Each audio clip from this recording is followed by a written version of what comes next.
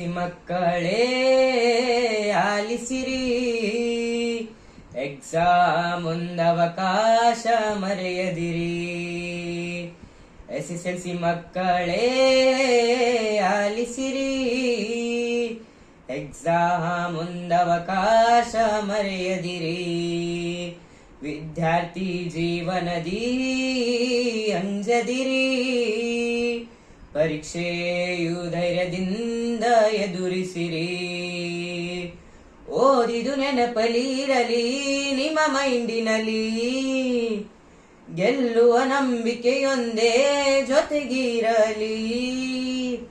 ಮಗುವೆ ಓ ಮಗುವೆ ನೀ ಹೆದರದಿರು, ಪರೀಕ್ಷೆ ಫಲಿತಾಂಶ ನೀ ಕಾಯುತ್ತಿರು.